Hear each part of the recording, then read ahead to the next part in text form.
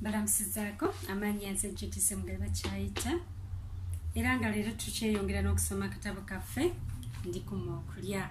Kano nno Ndikuuma Okulya kawandiikibwa Solomon Eke Mpalanye.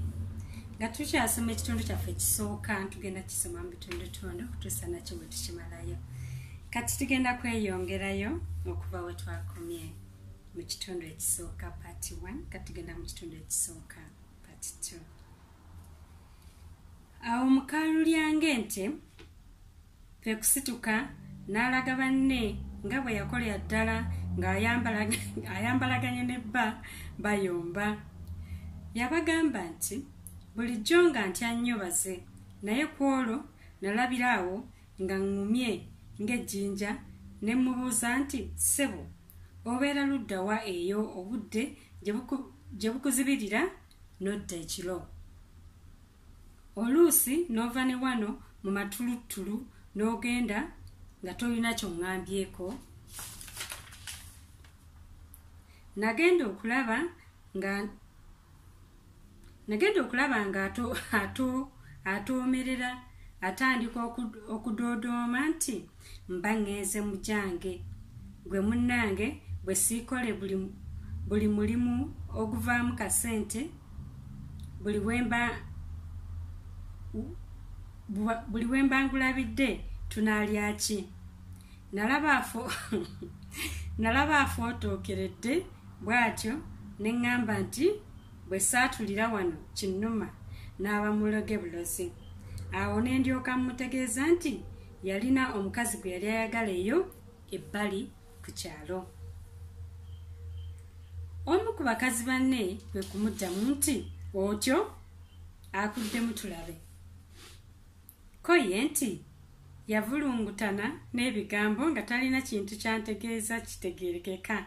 Nalaba olutalo ndufumbiikiriza ninga lwenninyeeko ne ndyoka mmugamba nga nze nzijjudde amaanyi n'obuyinza ebitali bya bulijjo nti ssebo nkusaba kimu, mujja wange muleete mu nnyumba naye ajja akufumbire ku mmere nange ngiryeko.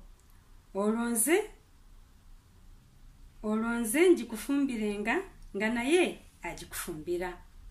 Ekyo kyakolobola nnyo baze ku mutima. Mu kifo ky'okunziramu yasituka busitusi n'agenda gye tusula ne yeebikkira ddala n'omutwe n'ekyeggulu kyeyalya. Awo banne bonna we baatulikira ne basekera waggulu. Omukazi yayogeranga abina ensige nga bw'alaga obukambe obw'ekitalo bwe yalagira ddala bba bwe yalinga ayogera naye. Emboozi y'olunaku olwo yagwa nnyo amakerenda. Mukalu lyange ente yanyumiza banne ebintu bingi ebyabasesa ennyo, kyokka ate nga bya nnaku nga bya bujoozi. Nange natulika n'ensekamu bwe yanyumya engeri gye yayokyamu mukazi munne amazzi g'ennyama.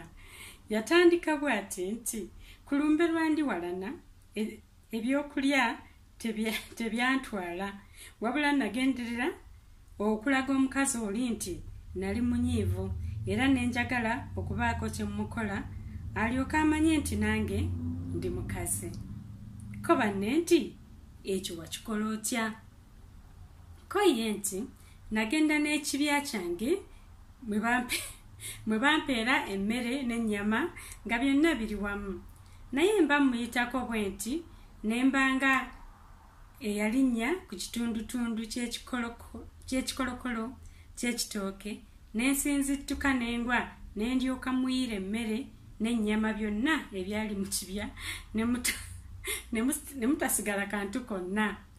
Abaaliwo beesaasabaga bonna, naye oluvannyuma nga mmaze okutuukiriza kye nayagala era nga nsituse ne we nnali ngudde, nagenda neetondera olukazi nga ndulimbalimba nga bwe saagenderera.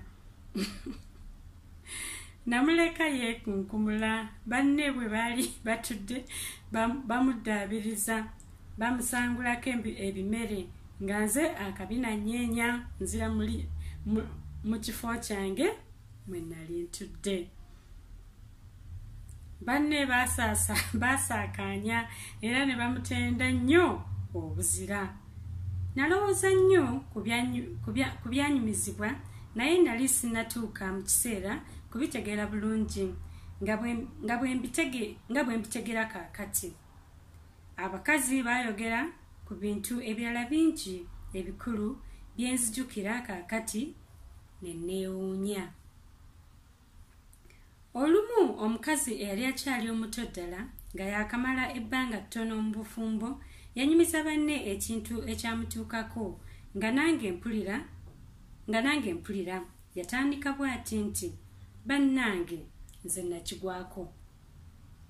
Ko banne nti tunyumize.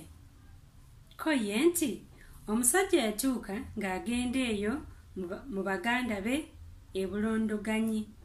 Yamalayo ennaku ennungi 6 so nga nze yaŋŋamba nti yali waakumalayo 3 adde. Bwe nalaba ebbanga lisusse ne nnyiiga era ne ntandika okubuusabuusa. Awo banne bwe bamubuuliza nti ng'obuusabuusa ki? Ko ye nti nga ndowooza nti gye yali akyadde yali avuddeyo n'alaba awalungi n'awummulirako awo. Nze n'abanga gwe yeerabidde. Banne kwe kumusekerera ne bamugamba nti abatakwerabidde nnyabo bw'aba ow'okukukola atyo asobola n'okukikola mu bugenderevu era ayinza n'okuva awaka n'akuleka awo ng'otegunkana na guno na guli. Olwaleero katukomaawo, tujja kwongerezaawo olunaku olulala. Mwebale nnyo mwebaleeta bukuuliriza. Nsigadde ndi Judy Ssemugabi Bakyayita akuume.